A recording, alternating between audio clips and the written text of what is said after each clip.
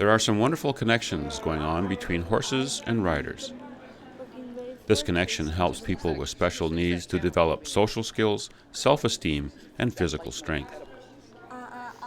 Brett has been riding since he was 6, when his mother co-founded the Therapeutic Riding Association in 1992.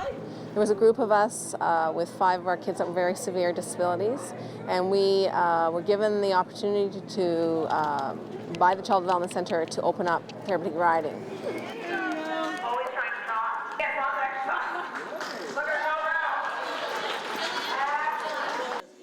My son's in a wheelchair, for example. You put him on the horse, and the walking of the horse alone is exercise for them with the hip movement. But to gain OT skills of taking off the rings, putting on the rings, balls, basketballs, petting the horse, tactile with autism, kids, FASD, we've ridden many different kind of disabilities. We ride from age about 4 years old till 95. There are over 30 clients now, and no matter what the age, they're all excited to get to ride. Miranda walks in the door, and Brass is her favorite horse. She absolutely is in love with him. She talks about him all winter. Do you think Brass will be there in the spring? Do you think I'll see Brass? Do you think I'll get to ride him this year? And as soon as she walked in the arena today and she saw him out there, she knew she would get to ride him, and she's just like, all grin. She couldn't talk. She just smiled. She was so happy to see him. She's spastic quadriplegic cerebral palsy. So all 4 limbs are tight. There's muscle groups in all 4 of her limbs that are turned on all the time, from her fingers, her arms. Even there's muscle groups in her mouth that are always turned on, so they're always tight, except for her trunk. In her trunk, where what you need to stand or to have any kind of mobility or upper movement and control, has no control. So it always just wants to flop over.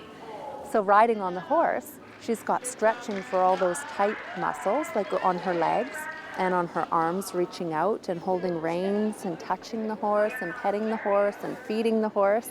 And then also her legs are getting stretched out on the bottom, and her muscles are getting worked. With every step the horse takes, she's getting strength in her core.